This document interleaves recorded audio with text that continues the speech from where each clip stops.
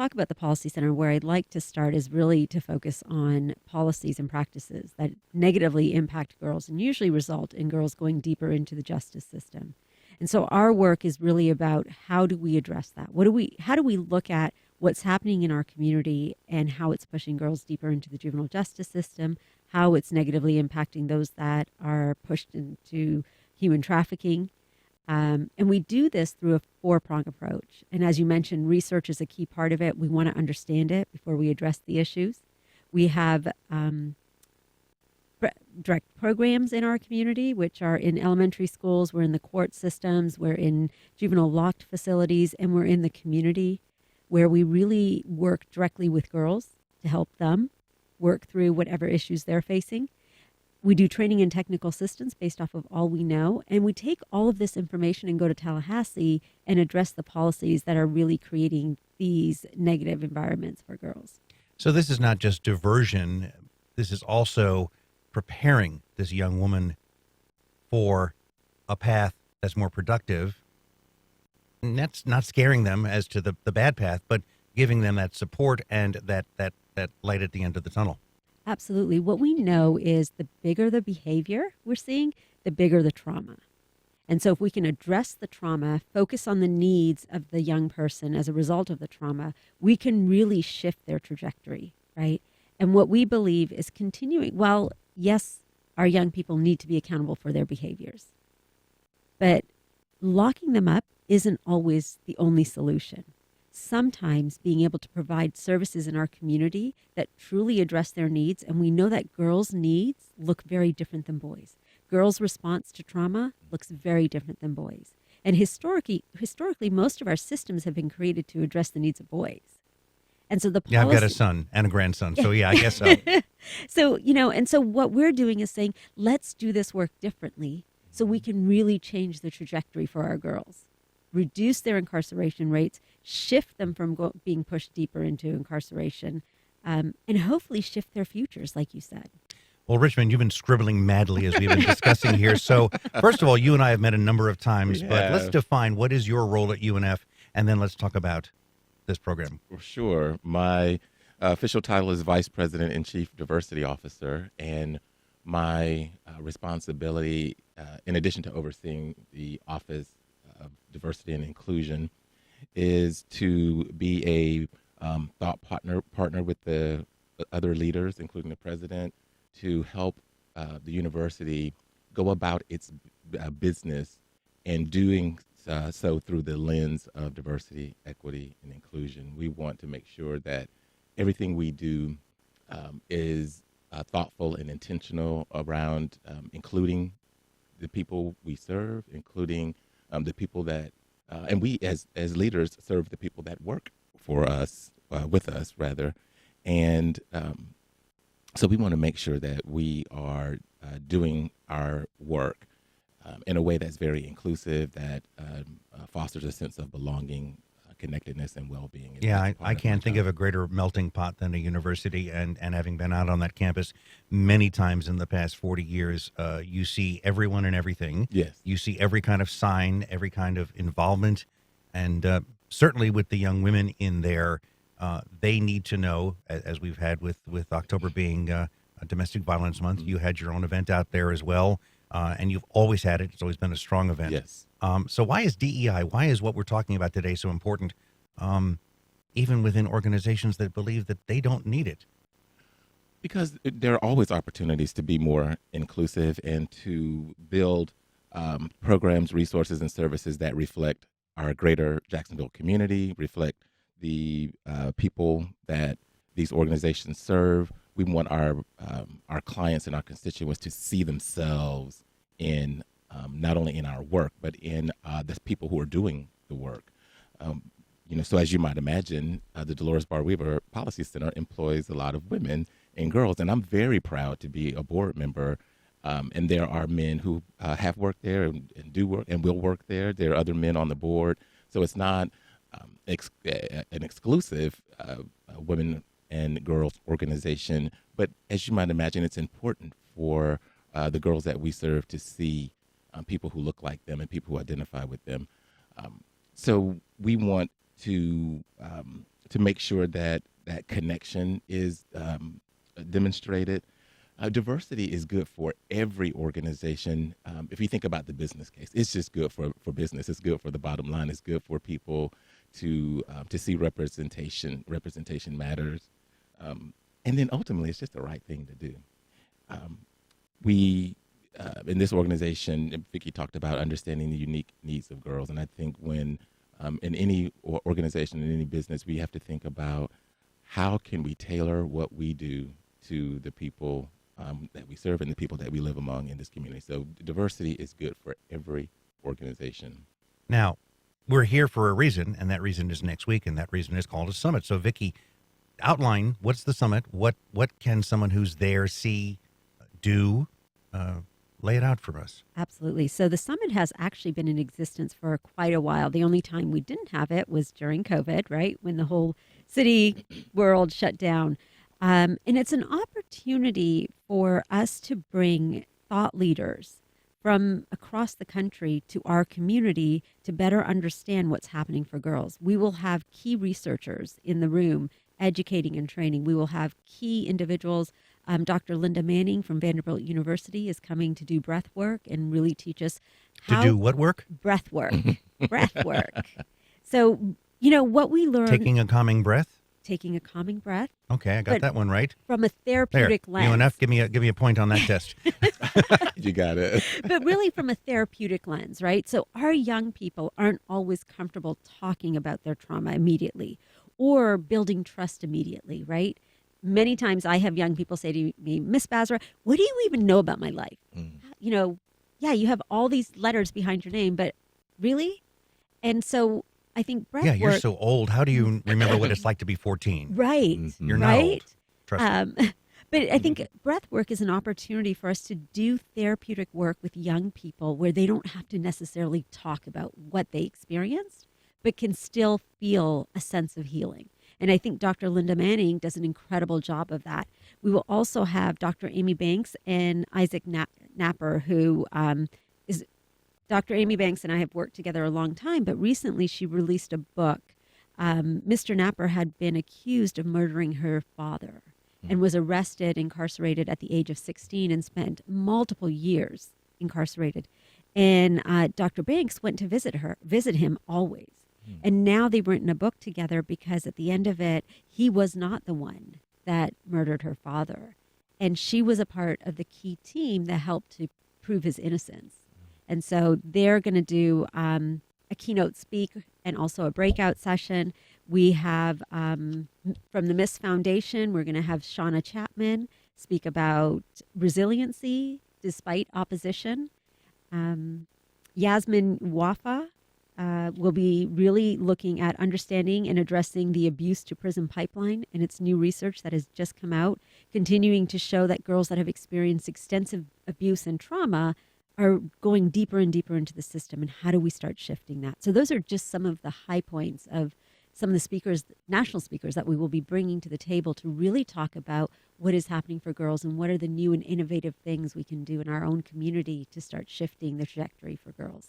Well, we got some interesting comments to get to now, but you can join this conversation. Again, call us at 549-2937, tweet us at FCC On Air, First Coast Connect at wjct.org is the email, and also go to us on Facebook. So we've got Susan from X. When people use the term gender ideology, what do they mean? Are they talking about gender being on a spectrum or gender stereotypes that harm individuals by trying to force a square peg into a round hole? Gender ideology. All right, we've got some thought bubbles going here. I think, gender identity we talk about often, and I'm at an age where I grew up understanding gender as a binary, males and females, and that was it. And we have come to understand that gender is much more fluid, and it is important that we ourselves define our gender identity and not someone from the outside telling us who we should be and how we should describe ourselves. I think there's been a lot of confusion and conflict around pronouns, the use of pronouns, and gender and varying gender identities and fluid gender fluid identities, and it's for some people that's a little confusing because they really understand gender from the binary perspective. But we actually, it's important to listen to people and to let them, exercise their own agency and define themselves, and then respect. On How Monday, they I'm define actually themselves. speaking to the retiring head of Jasmine, so that will certainly be a Oh, topic, I and I've love gotten to know Cindy Linda as Watson. well. So Cindy, so it's going to be fun. We have a phone call here. Susan is on line one. Susan, what's your question or comment? Yes, thank you. My question, and they sound like they're doing great work. I'm really excited about that, keeping girls out of prison and helping them to lead a more fulfilling life. But my question is specifically about a tweet I saw by Moms for Liberty where they want to take mental health out of the public schools. If they were successful in doing that, how much would that hurt our community? Thank you for taking my call. All right, thank you, Susan. Well, what about that? Again, that's a tweet, so the veracity of that could be in question, but maybe we should turn that question into what is the importance of mental health counseling in probably middle schools, where it's probably very crucial, and into high schools where maybe it's catching it before it's too late. And I think there needs to be some clarity around what is happening, especially in the Duval County schools. It's really shifting from this historical model of mental health to a model of resiliency, right? Which really still addresses mental health, but from a strengths perspective. And so I don't think we're moving in a direction of wanting to remove mental health services from our schools. I think that no matter how anybody tries to move that needle, it's not going to happen because our state has already decided we want to move in the direction of really building resiliency in our Right. young people, right? And it's one of the factors we saw during COVID. When our young people didn't have the tools, they came back to school at higher rates, and our research shows this. Girls are now experiencing higher rates of suicide ideation. Girls have more days where they're depressed versus not depressed. There's more bullying being experienced. And I think this new resiliency model can really, really address some of those concerns that we are seeing in the general population of middle and high school girls. And obviously, I'm sorry, go ahead. No, No, go ahead. I'm just going to say that the resiliency model, investing more in prevention and early intervention, and I like to use the phrase mental hygiene because I think that really helps a little bit better to understand the importance for everyone. Usually when we use the phrase mental health, people think mental disorder or mental diagnosis, the problem. They look at it from a problem perspective. And our mental well-being is a part of our overall health and well-being. And I think and schools are a great place to provide education resources and support for our students to embrace their own personal responsibility for their mental well-being. And we can do it in ways that make it just natural and doesn't have to be seen as a punishment or a problem or just for people with who are going through difficulty. Certainly mental health counseling is there for them, but mental health counseling is broad and can focus more on prevention and early intervention and wellness. Let me get back to the summit. Is this open to the general public, or is this open to caregivers? Is this open to potential caregivers or people who want to assist in the positive development of a young woman's life and direction? Yes, it is open to everybody, professional, family members, community members. It is open to everybody. They can visit our website at seethegirl.org and sign up there and reach out to us if you have any questions at the Policy Center. And obviously, a judge, a prosecutor, a defense attorney, those are people who probably need also to learn a little bit from the other side of the bar, as they would say. Absolutely. The And bar as in the courtroom bar, Yes. not Yeah. where you go for a... we have our local judge attending, so Judge Khalil will be there. We also have individuals from the prosecutor's office as well as the state attorneys that will be there, and we do every year, and we have a great partnership with both of those offices, which has allowed us to do some of this work differently. We as a community have some of the highest numbers of civil citation, which can be a whole different conversation, but I think Yes. for our young people, seeing that shift in our community is a whole community response, and partnerships make that happen. I actually a decade ago, did a tour of the juvenile wing of the jail with a group of students, young men who were on a diversion program. And it was an eye-opener for me because we ended up in the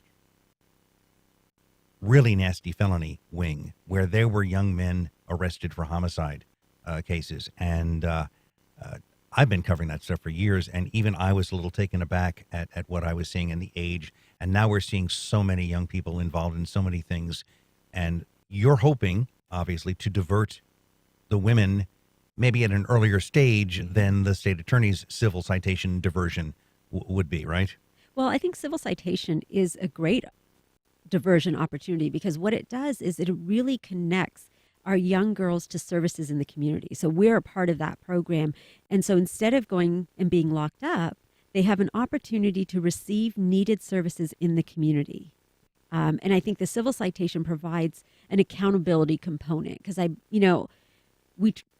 most of our community believes that if someone has done something, there should be accountability. And I think that understanding that the civil citation model does have a strong component of accountability, but also allows for our young people to receive the services they need in the community, where they're not going to get those services if they're locked up. You know, Richmond, to go back to something you said a few minutes ago, caring for the caregiver. Let's dig into that a bit deeper. Many adults out there are caring for family, older parents, and we tend to forget that there's a stress level on the caregiver, and sometimes involuntarily they're a caregiver. So to bring it into the matter that's discussed at the summit, the moms, the dads, the aunts, the uncles, the grandparents who are taking care of these young ladies, they're getting stressed out too. They need some help. So talk about the caring for the caregiver. Well, it's so important. You know, carers are caring for some of the most vulnerable people in our society. And typically, especially the caregivers that you described in terms of family members of loved ones, they work 24 hours a day, 7 days a week, holidays. They don't get paid time off, no sick leave, no annual leave. They don't get vacation. They don't get any of those things. And so, and no other fringe benefits. And so it's so important to understand for the caregivers to have a process of taking care of themselves, because ultimately, if they don't, they're not going to be available for their loved ones. And that They're adds to gonna the burn out. stress. If they realize they're burning Absolutely. out and they know they're not going to be there, then that's even more stress. And it also gets transferred to the person being cared for. Exactly. Because they realize this is my only lifeline. Maybe they don't realize there's other lifelines. Exactly. So, where, when, how much, if anything, for the summit? So the summit is being held at the Jesse Ball DuPont building, so downtown at 40 Adams. It is next Thursday and Friday. And we have a very, very fluid kind of scale of opportunity. And so there is a fee, but we also have some scholarships available. And so if you're looking for a scholarship, just reach out directly to Stacy Ellison on our team. But otherwise, just go to our website and all the information is there, as well as our amazing speakers that will be present. My favorite part, I mean, obviously the speakers are my favorite part, but my favorite part is each year we have an amazing ice cream bar on day 2.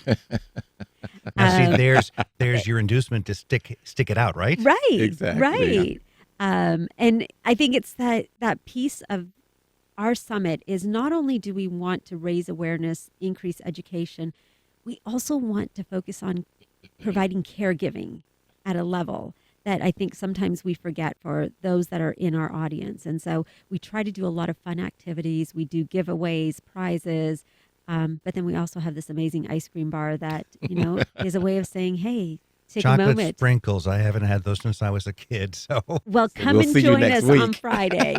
now, what's the takeaway that participants get? And I want this from both of you. What's the takeaway that you hear as they're walking out the door, or maybe they email you back? What do they get that maybe sticks in your brain?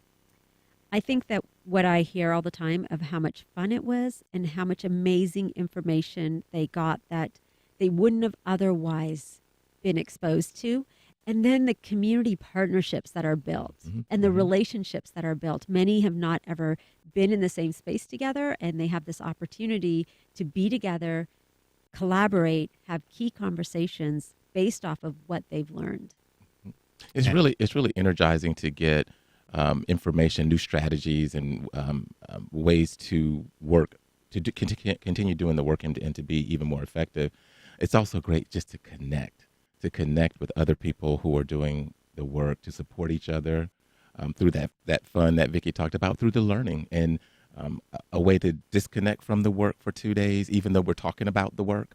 But that disconnecting, and it's that is self-care. Coming to See the Girls Summit is self-care. I learn when I write a story that imprints it in my brain. Spending 2 days there imprints it in them, and then they know and they have the resources to continue and help that person that's in their life. Yes. And absolutely. hopefully we start responding to girls differently in our community, because it becomes a community response and a community understanding of what girls need. And so my big wish is that people walk away and start doing the work differently and responding to girls differently. All right. Well, this has been all about the See the Girls Summit, and you can check it out online and find out about it next week.